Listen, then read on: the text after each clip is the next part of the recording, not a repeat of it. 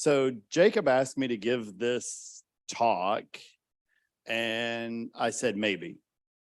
If anybody's ever thought about standing in front of a group of people, some of whom they know, some of whom they don't, and talk about what they believe in, if you're going to do it honestly, you better pause, because there's no way that you want to talk about things that are important to you in front of a group of people. Things that are important to you bring you back to why they're important. And when I start talking about things that are important, this mission is super important.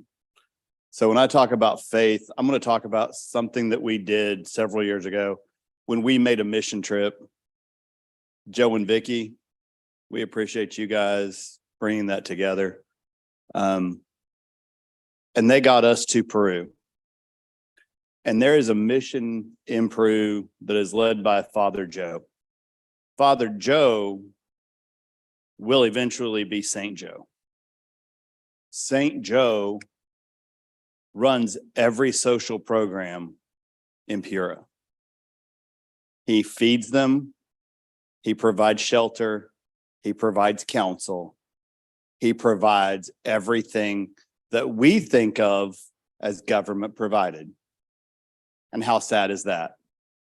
We here in the most developed country in the world rely on our government instead of ourselves to provide the things that we, our families, our extended families need.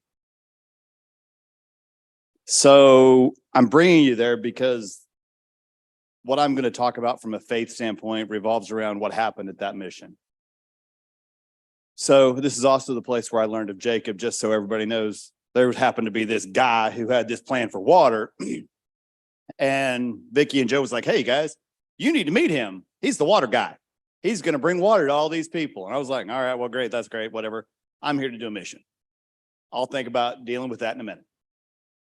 So there's another program there called Family to Family. And this is once again organized by St. Joe. And St. Joe's really smart because St. Joe doesn't organize this in a environment in Peru that is controlled by politicians that might be bought off, that might be corrupt, that might not find the need of their people first and foremost. He actually organizes it through a place that's distant to it in Edmond, Oklahoma, and then has it sent back to Peru. So we're out delivering food to these families. And one of them happens to be a family that is supported by the priest, happens to be my parents' priest. And so we take them food, and these people are joyful and want to take pictures with us and are just absolutely thankful for the fact that somebody cares about them. There's somebody in a developed country that they've never met, that they've never seen, that they have no idea what their life looks like, that provides sustenance. Okay. And when you think about that, that's amazing. And what I want you guys to realize is that it's for an amount of money that any of you can do. Now, I'm not trying to get into your budgets, but I'm just telling you that the amount of money that they're talking about to supply food to a family is probably less than y'all's phone bills. Y'all get that? Less than your phone bill. So here's what I'm talking about. We deliver food to these people. They're super happy. They're just joyful. They've got a young child. We give them food. It all goes super well. Outside of this house, my wife's going to cry when I talk about this. Anybody wants to watch? There's a dog. And what you guys heard when I came up here is I'm a veterinarian. And stopping suffering in animals is the thing that I've probably dedicated more of my life to than any other single event that I've done besides trying to remain faithful to God. This dog needed to be put to sleep. I have no medicine.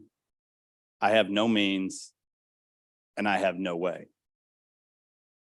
My wife looks at me and says, you have to do something. Now, any husband in here has ever had their wife look at them and tell them that you have to do something, knows what that does to you, because there's nothing I can do about it. There is absolutely zero that I have control over. I can't stop his suffering, and I can't put him out of his pain because I have none of the things that we have access to in our country or things that I have access to in my daily life. And so we leave there and we go to the next family, and the next family, I say family because this is going to get really disturbing, is a man in his backyard drinking alcohol.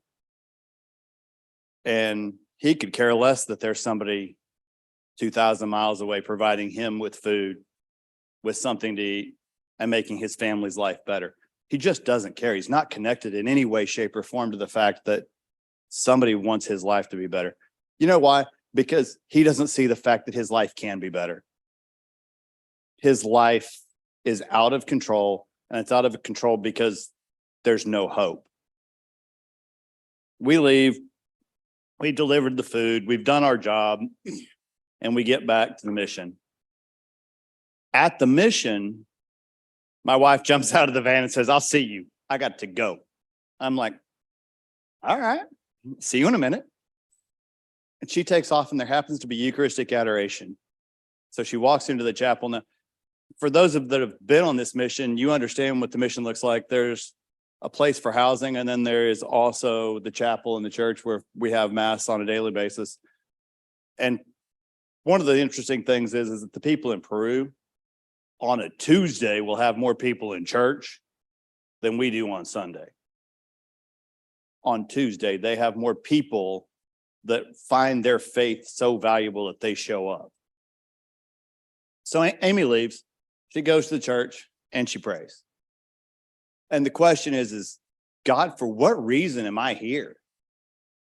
You've brought me to this place where these people are poorer than any place else in the world. They need more than anybody in the world. And I can't handle it, right? I live in a house that by all standards is nice, but everybody in this event tonight lives in a home that is nicer than anybody's home in the village. We're talking about homes that are built with 8 poles and bamboo mats. That's what protects them from the environment. And so Amy asked God, "Why are we here?" And as Amy relays this story, thankfully Amy wrote this down because I thought it was one of the most touching things that anybody's ever written. And when we talk about faith, having faith is the only way that you get here. God told her this: "I brought you here so that you could see how hot the fire gets for these people." Silver, as the story goes, is refined in fire. We've all heard the story of silver being refined in fire, right? And what happens when we refine silver in fire? We burn out the impurities. What happens if you leave the silver in the fire a minute too long? When you leave the silver in the fire too long, it gets too hot and the silver is permanently ruined. It's actually destroyed. So what he told her was, "I brought you here, one, for you to see the fire, to put you in the fire, and to help purify you.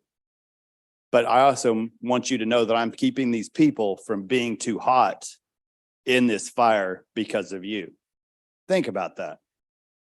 You're here tonight to keep these people's fire from being too hot.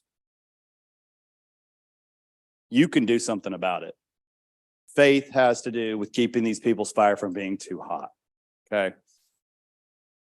How does he know when the silver is refined? How does the silversmith figure out when the silver is refined? He can see himself in the reflection. That's what God was telling her that day. I am going to keep you in this fire until I can see myself in the reflection of you. You have now been put in the fire, and I want this reflection to come back. I have to look like you. So you want to know where I find faith? I find faith from these people, because these people are actually in the fire every day. Do something to keep this fire from being so hot that they are destroyed forever. Water changes their life. So I'm going to get back to Jacob. So Vicky says, "Hey, there's this guy who's building this water thing here, right?" So we come back. We find Jacob. Why do we find Jacob? We find Jacob because the family that we adopted needs water. So guess what?